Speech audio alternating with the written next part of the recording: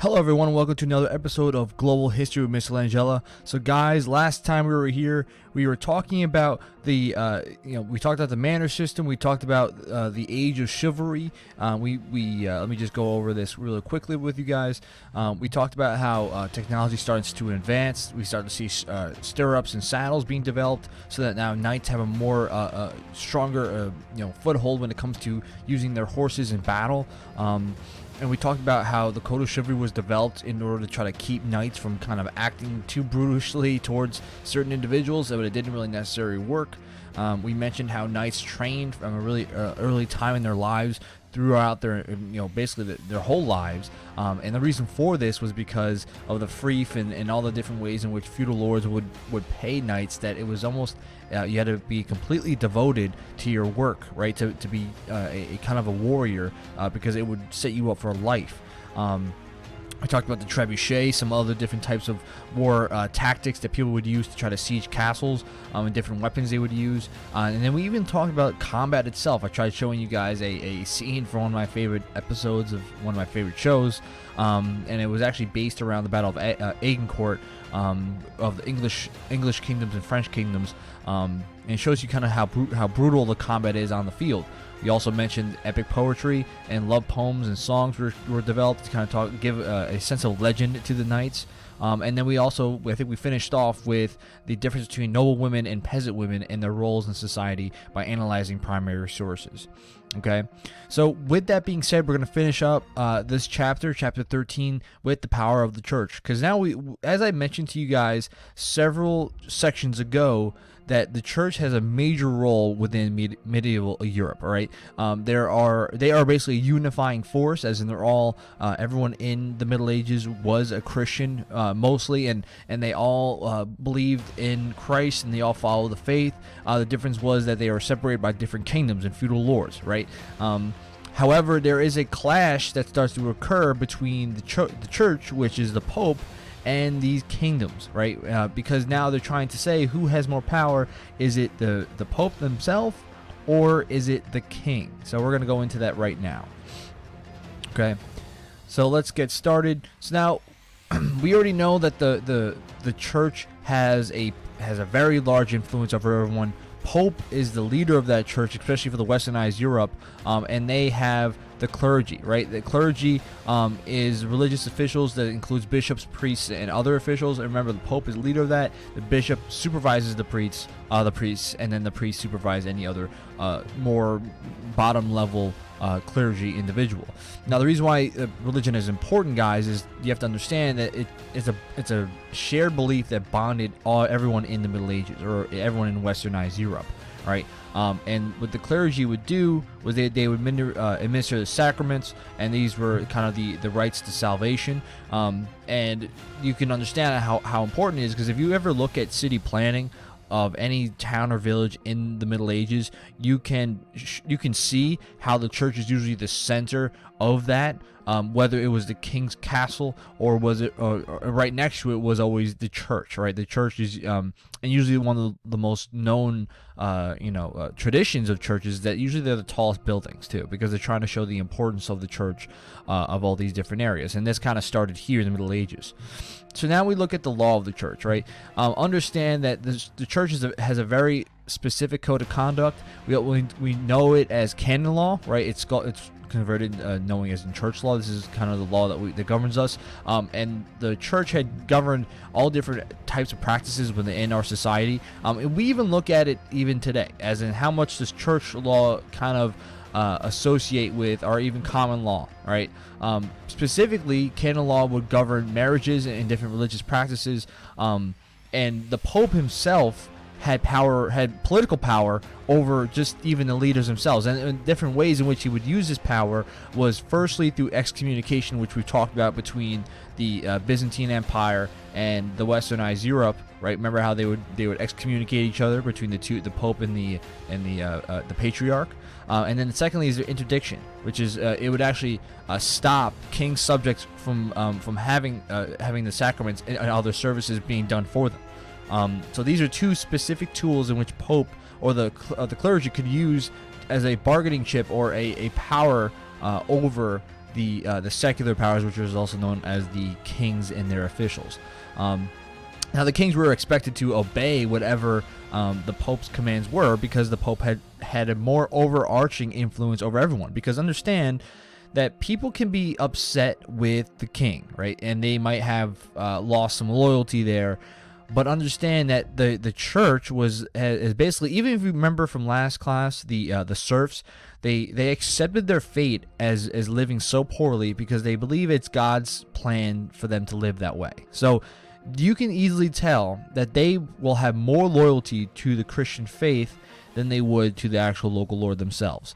So that's why you can understand that the kings and emperors are kind of put in a tough spot, because if they went against the church, they went against the Pope, it would actually turn bad against them, and there's a chance that they might lose all their power.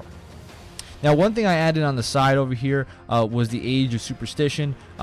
Understand that, there's always the idea of the mystical aspects of the medieval times, the Middle Ages. During this time, there was a lot of kind of superstitions were starting to be developed. Now, the church themselves kind of frown against these ideas, but a lot of times there are fairy tales, a lot of poems, a lot of epic stories about mystical beasts such as dragons and werewolves and people turning to different types of monsters. And that's how it really started out in here, and that's how we usually get a lot of our mystical tales or like medieval era type of things, because they're originated from there. So that's why I wanted to put that in, because this is a thing that is also around this time period. A lot of the different poems and stories also spark this type of belief. So now we're going to look at how there was a kind of a start of some of the change of the church, and now secular powers are combining, and in some ways they're going to separate in certain leaders. But one of the first ways, Otto the First aligns with the church heavily, and he's trying to basically follow in the footsteps of Charlemagne, because he knows of how much Charlemagne, how powerful he was over time. Now, but the problem is that, like I said, some leaders take the alliance and do it the right way, rather some they do it. They do not have a good relationship with the church, right? But Otto the First did he did a good job, because he had taken complete control over the Germanic kingdoms, and he followed in Charlemagne, and he actually allied with the church pretty heavily. So what he did was he limited the strength of nobles, very similar to Charlemagne had done, and he helped with the help of the clergy, and he gained support of the clergy with the bishops and abbots.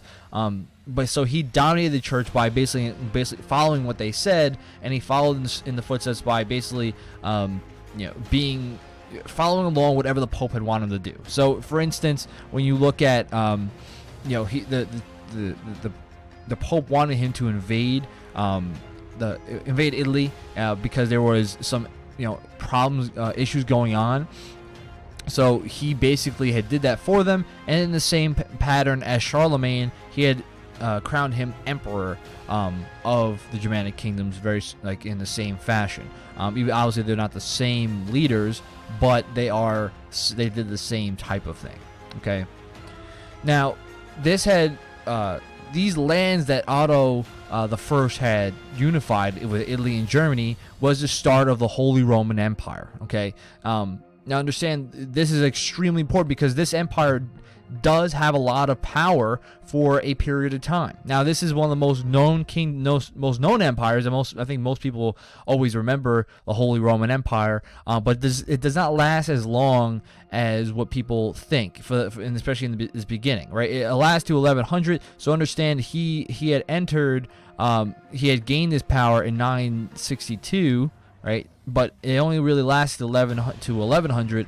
And there are people kind of debate on how powerful the Holy Roman Empire was, but we can get more into that as the course continues. So his attempt to revive Charlemagne's empire causes issue for future leaders, because they try to follow the same pattern, right? They try to follow what Otto the First and Charlemagne had done, and try to really flex their muscles, but it really didn't go so hot for them, right? They attempt to do these things, but they actually end up the clergy ends up resenting the secular leaders, and it causes more problems down the line. And let me go into one of the first people that caused that problems. It was Emperor Henry IV. All right. So one of the ways that this kind of causes some issues here is Pope Gregory the Seventh had banned lay investiture, which basically what it means is that kings they used to have the ability to appoint church officials, and he bans that from ever happening because he believes that it's not right for the king to have power over the clergy, and it was really the Pope's main the Pope's main duty to appoint church officials. It's not the king's power to do that. So what Henry does in response, which is pretty stupid, is he orders the Pope to resign through to banning lay investiture. And in response, Pope Gregory, I think it's supposed to say 7th year, excommunicates Henry. All right, so it's almost like a back and forth battle here. Henry IV says you should resign for banning my power, and then Pope says, oh yeah, well I'm going to excommunicate you, right? And that's kind of that's a big deal, right? Because understand it, when he excommunicates Henry from the Catholic Church, that means every person. Well, technically, the way it works is every person in Henry's kingdom is now excommunicated. So now everyone in the kingdom is kind of like sitting there looking at Henry like, yo, I'm a Christian, all right? And then you just really screwed this up for me because now I can't practice the faith. And now Henry's getting a lot of heat from his people, and he now has lost all the support of his own bishops and princes, right? Because understand the whole reason why lay investiture was really important for Henry was because he was trying to appoint German bishops and priests. Okay, he was trying to appoint the German bishops and priests that were in his kingdom. Now the Pope changed that concept because he says, well, you don't have power over the clergy. I decide who should be the Pope and who should be a bishop, who should be a priest, and you don't have that power. So that's why it was a big deal. But understand, Henry kind of, really screwed the pooch on this one because he didn't really do a good job at making a deal here. He basically just says you should resign, and then Pope Gregory said, well, guess what? You are excommunicated, and it caused a lot of problems. Now, with everyone turning against Henry, he needed to do something, right? So he wanted to go save his throne, so he had to go try to win the Pope's forgiveness. Okay, so he goes to Canossa, right, to Canossa, Italy, and to beg for forgiveness. Now, this is in a primary source account of what Pope Gregory says in his basic documents of what happened. All right, so let me read it for you. There, having laid aside all the belongings of royalty, wretchedly, with bare feet and clad in wool, he continued for 3 days to stand before the gate of the castle, nor did he desist from imploring with many tears the aid and consolation of the apostolic mercy until he had moved all those who were present there. All right, so let's see. Let's take a look at here what he really said. So basically, he sat there with bare feet, clad in wool. He had sat there for 3 days before the gate of the castle. He sat there for 3 days at the gate of the castle, and he was teary-eyed. He was tearing up. He was crying. He wanted the aid. He wanted to have mercy from the Pope to forgive him. Right? And basically, Gregory says, "Okay, I grant you forgiveness." Right? But this problem does not go away. All right, you have to understand, just because Henry had begged for forgiveness, cried his eyes out, and got that forgiveness from the Pope, it did not end from here. Now, the question is, why was Henry's journey to Canossa a political act? I want you guys to answer that question on your own. Now we look at the reign of Frederick I. In 1152, he becomes the king and dominates the German princes. He was the first ruler to call his lands the Holy Roman Empire. So remember, Otto I, his lands do become the Holy Roman Empire, and it was very consolidated during that time. But Frederick I is the first one to really call it the Holy Roman Empire. So everyone else before him really just had those lands that were there, and it ends up becoming known as that later on.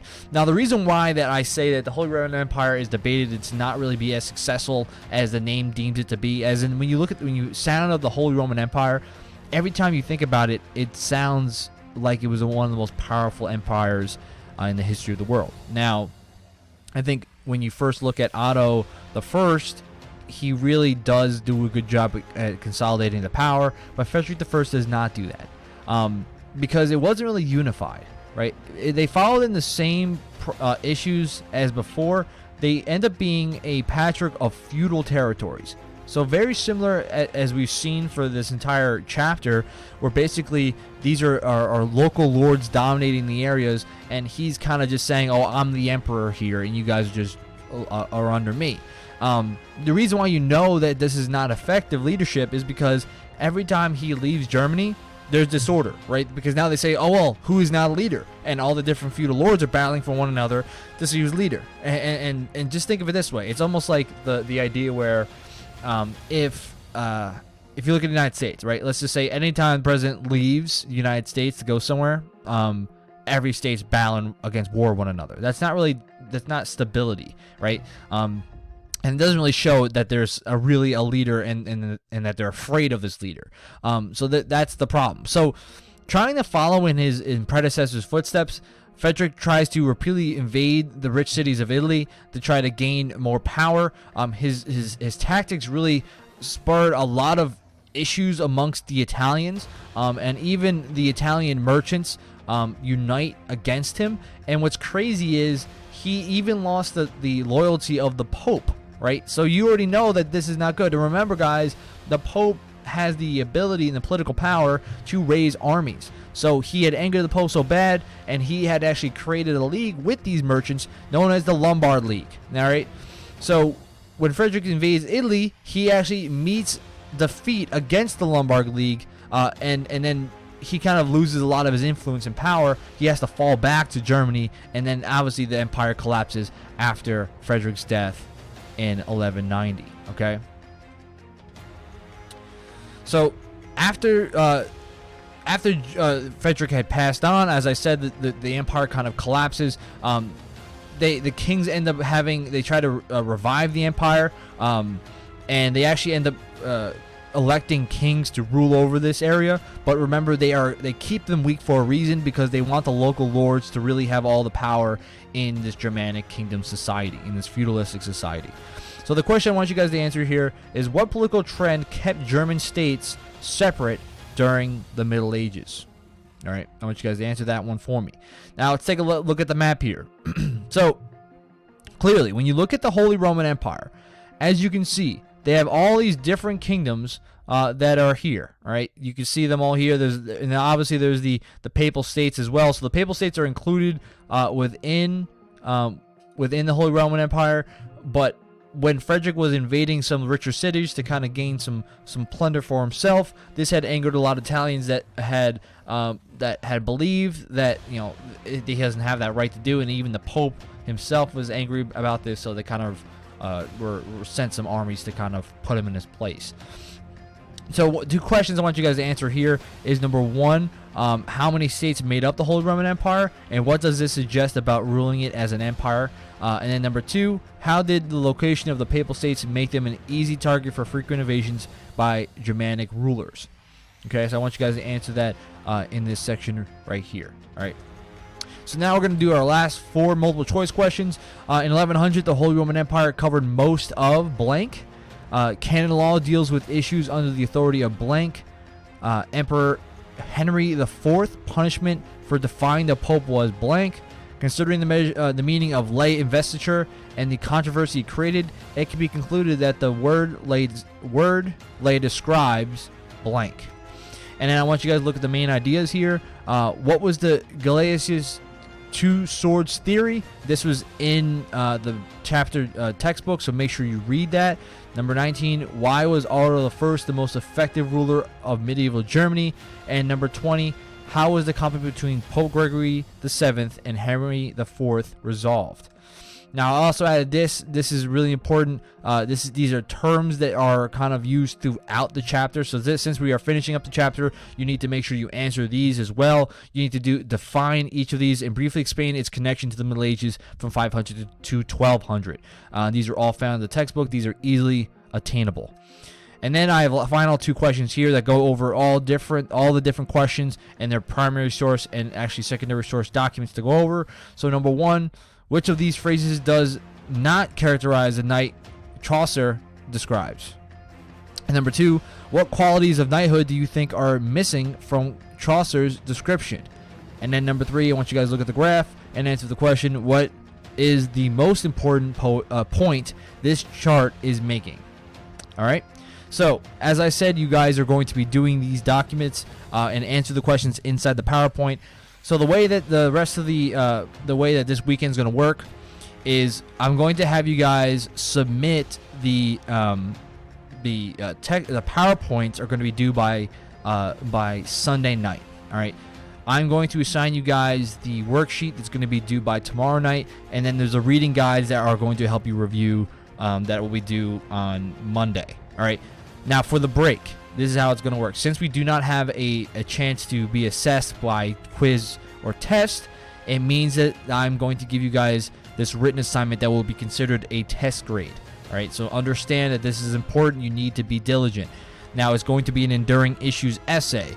You guys will have documents that you need to analyze, and then you will write an enduring issues essay that is based on the new Regents curriculum. Okay, so I'll give you guys that probably on Monday, because I just want you guys to have the heads up of what's coming. All right, so you'll have 2 weeks exactly from Monday to get it done.